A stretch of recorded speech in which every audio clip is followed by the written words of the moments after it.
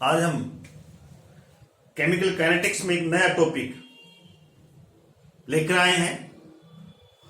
आज का टॉपिक हमारा कंसेप्ट ऑफ एक्टिवेशन एनर्जी, संकीर्ण ऊर्जा की अवधारणा है। एक्टिवेशन एनर्जी क्या है, किसी रासायनिक अभिक्रिया में एक्टिवेशन एनर्जी की क्यों आवश्यकता हो, इसके बारे में हम आपको बताने जा रहे हैं। एक्टिवेशन एनर्जी के बारे में बताने से पूर्व हम आर्नियस के जो प्रिंसिपल थे, आर्नियस का जो सिद्धांत था, उनकी मूल बात हम बता देते हैं। मूल बात, मेन पोस्टुलेट बता देते हैं, जिसके आधार पर हम एक्टिवेशन एनर्जी के बारे में एक्सप्लेन कर सकेंगे आपको। तो आज जो इस वीडियो में पढ़ने जा रहे हैं, हम आर्नियस सिद्धांत के बारे में थोड़ा सा पढ़ेंगे। उसके बाद हम एक्टिवेशन एनर्जी पर आएंगे। एक्टिवेशन एनर्जी क्या है, आर्नियस सिद्धांत क्या कहता है, उसकी मेन अवधारणाएं क्या है। कोई रासायनिक अभिक्रिया तब तक संपन्न नहीं होती जब तक अभिकारक अणुओं के मध्य प्रभावी टक्कर न हो। मतलब जो भी रासायनिक अभिक्रिया होती है, उनके रिएक्टेंट्स मॉलिक्यूल्स के मध्य इफेक्टिव कोलाइजन होना चाहिए।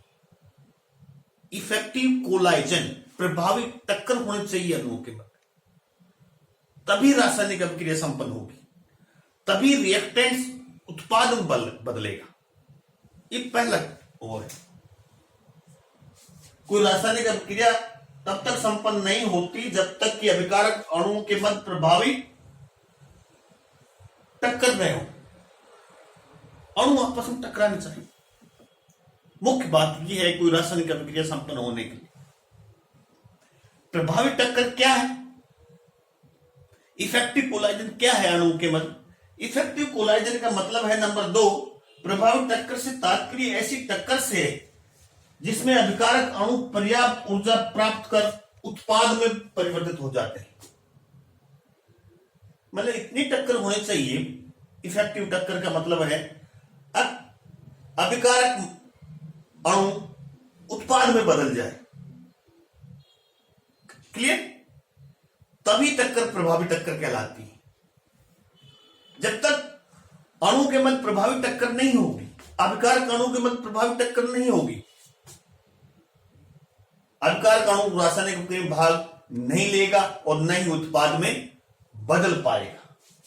तीसरी बात, अणु के मध्य प्रभावी टक्कर होने से अणु एक्टिवेशन एनर्जी से कुछ अधिक ऊर्जा को प्राप्त कर लेते हैं।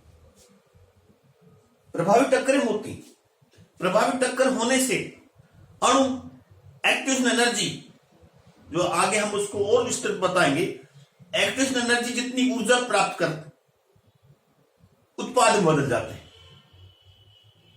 एक्टिवेशन एनर्जी जितनी या उससे थोड़ी सी ज्यादा ऊर्जा गेन करके वो एनर्जी बैरियर को पार करके उत्पाद में बदल जाते हैं।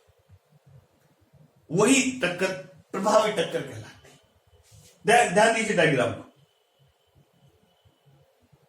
इस डायग्राम में यहां इधर है पोटेंशियल एनर्जी, स्थित ऊर्जा, और इधर है रिएक्शन प्रोग्रेस। ये रिएक्टेंट है, ये उत्पाद है, ये एनर्जी बैरियर है। रिएक्टेंट्स को इस एनर्जी बैरियर को पार करना आवश्यक है। मतलब इतनी ऊर्जा तो उसके पास होनी चाहिए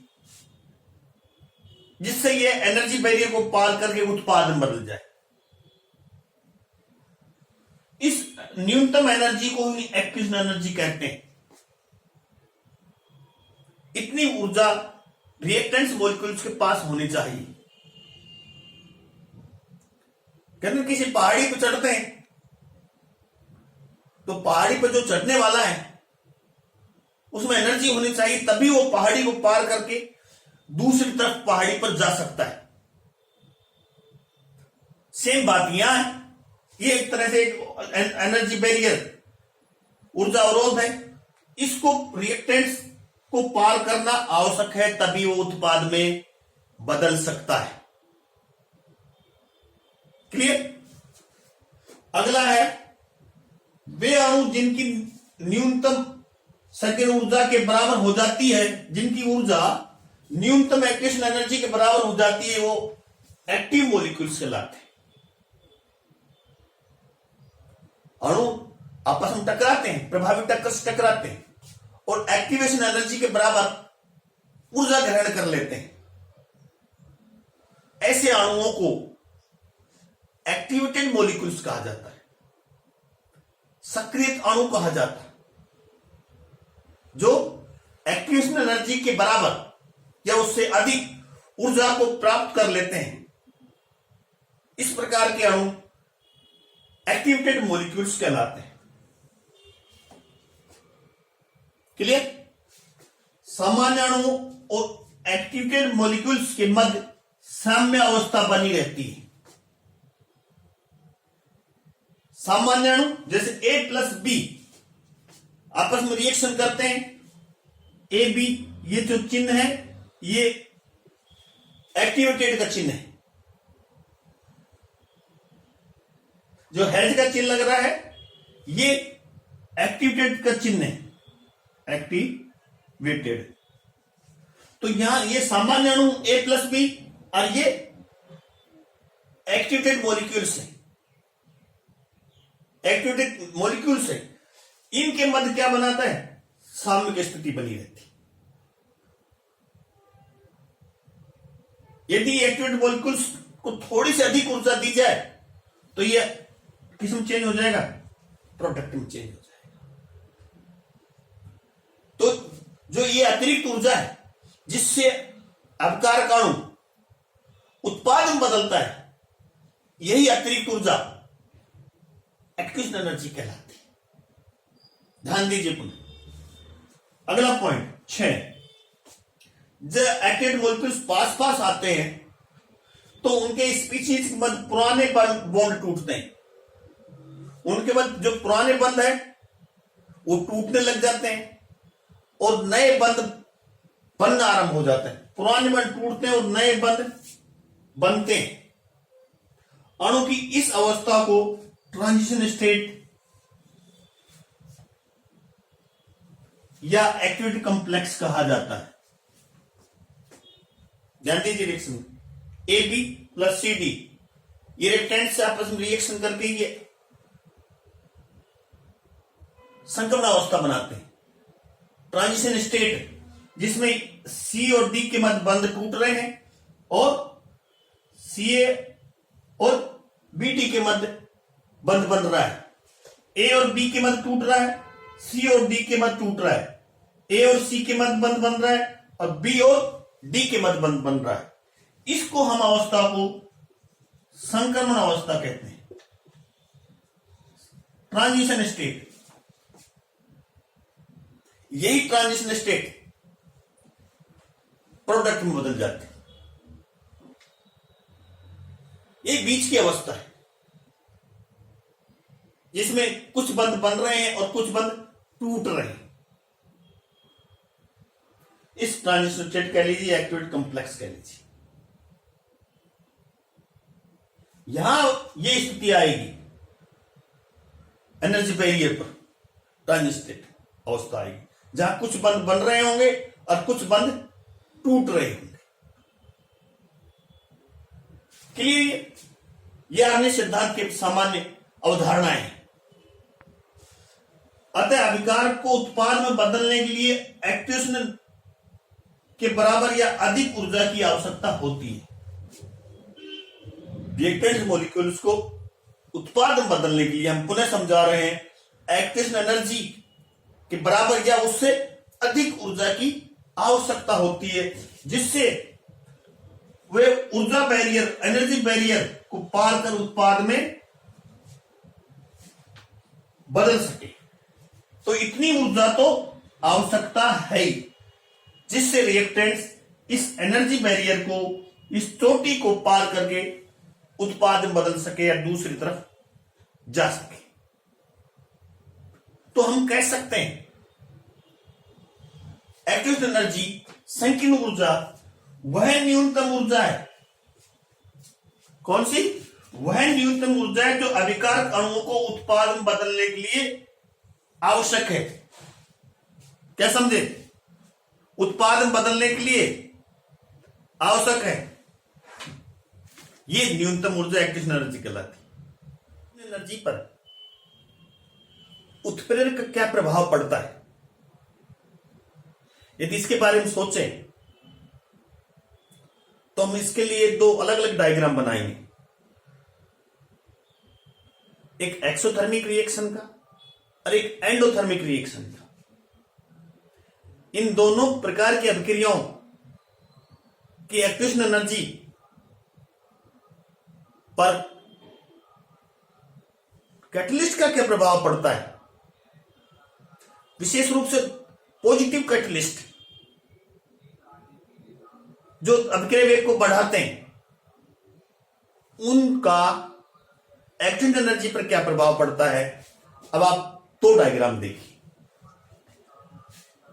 एक डायग्राम है एक ऊष्माक्षेपी अभिक्रिया की एक्टिवेशन एनर्जी पर कैटलिस्ट का प्रभाव, दूसरा है एक एंडोथर्मिक अभिक्रिया की एक्टिवेशन एनर्जी पर उत्प्रेरक का प्रभाव। डायग्राम में देखिए, इधर रिएक्शन प्रोग्रेस है, पोटेंशियल एनर्जी है, रिएक्टेंट है, प्रोडक्ट है। जो ब्लैक कलर से दिखाया गया है, ये जो एनर्जी बैरियर है, ये जो एक्टिवेशन एनर्जी है, ये कैटलिस्ट की अनुपस्थिति में, अभिक्रिया में कैटलिस्ट उपस्थित नहीं है, नहीं डाला गया है, तब इसके एक्टिवेशन एनर्जी का मान इतना है। यदि हम इस अभिक्रिया में कैटलिस्ट मिला दें, तब इसका ऊर्जा अवरोधक देखिए और इसकी एक्टिवेशन एनर्जी देखिए। बिना कैटलिस्ट एक्टिवेशन एनर्जी का मान ज्यादा था, जैसे कैटलिस्ट मिला है इसकी एक्टिवेशन एनर्जी कम हो जाती है, जिससे अधिक से अधिक रिएक्टेंट्स मॉलिक्यूल्स इस ऊर्जा अवरोधक को पाकर उत्पाद में बदल जाते हैं। ये एक्टिवेशन एनर्जी ज्यादा होने के कारण से सभी मॉलिक्यूल्स एनर्जी बैरियर को पार नहीं कर पाते थे, लेकिन जैसे ही हमने कैटलिस्ट मिलाया तो अभिक्रिया की एक्टिवेशन एनर्जी कम हो जाती, एनर्जी बैरियर कम ऊर्जा पर रहता है, जिससे अधिक से अधिक रिएक्टेंट्स मॉलिक्यूल्स इस एनर्जी बैरियर को पार करके उत्पाद में बदल जाते हैं। यही कारण है कि अभिक्रिया वेग बढ़ जाता है, अभिक्रिया आसान हो जाती है कैटलिस्ट मिलाने से। कैटलिस्ट मिलाने से क्योंकि उसका जो एक्टिवेशन एनर्जी होती है वो कम हो जाती है, एनर्जी बैरियर कम होता है, इसलिए एनर्जी बैरियर को पार करके रिएक्टेंट्स प्रोडक्ट में बदल जाते हैं। ये एक्सोथर्मिक रिएक्शन की बात है। सेम बात एंडोथर्मिक रिएक्शन की, वही बातें, वैसा ही कर्व है। कैटलिस्ट की अनुपस्थिति में रिएक्टेंट्स की एक्टिवेशन एनर्जी की मान ज्यादा था, गैप ज्यादा था। जैसे ही हमने उत्प्रेरक मिलाया उत्प्रेरक की उपस्थिति में, तो एक्टिवेशन एनर्जी की मान कम हो गया, एनर्जी बैरियर कम हो गया, जिससे अधिक से अधिक रिएक्टेंट्स इस एनर्जी बैरियर को पार करके उत्पाद में बदल जाते हैं, अभिक्रिया वेग बढ़ जाता है। तो यहां कैटलिस्ट का क्या कार्य हुआ? एक्टिवेशन एनर्जी को कम करने का काम, जिससे अधिक से अधिक रिएक्टेंट्स प्रोडक्ट में बदल सके। अनुपस्थिति में देख लिया, एनर्जी बैरियर ज्यादा है, एक्टिवेशन एनर्जी का मान ज्यादा है, इसलिए अभिक्रिया की गति धीमी होती है। लेकिन जैसे हम कैटलिस्ट मिला देते हैं तो अभिक्रिया का वेग बढ़ जाता है। बढ़ने का कारण यही है अब रिएक्टेंट से प्रोडक्ट में बदलने का पाथ बदल जाता है, पथ बदल जाता है। पहले रास्ता क्या था, उच्च एनर्जी बैरियर से था, लेकिन जैसे कैटलिस्ट मिलाया तो इसका रास्ता कौन सा होगा, पथ आसान हो गया पार करना, और अभिक्रिया वेग बढ़ जाता है। यही कारण है। इस तरह से हम एक्टिव एनर्जी पर कैटलिस्ट का क्या प्रभाव पड़ता है, एक एक्सोथर्मिक रिएक्शन में और एक एंडोथर्मिक रिएक्शन में, ये हमने आपको यहां बता दिया। अब किस तरह से ये एक्टिव एनर्जी कम करती। तो कुल मिलाकर ये कह सकते हैं कैटलिस्ट, जो पॉजिटिव कैटलिस्ट होते हैं, धनात्मक कैटलिस्ट होते हैं, वो अभिक्रिया वेग को बढ़ाते हैं। यही कारण है, बढ़ाने का कारण यही है कि उसकी एक्टिव एनर्जी मान कम कर देते हैं, जिससे अधिक से अधिक रिएक्टेंट्स मॉलिक्यूल्स एनर्जी बैरियर को पार करके, पहाड़ी को पार करके उत्पादन बदल जाते हैं। Thank you very much.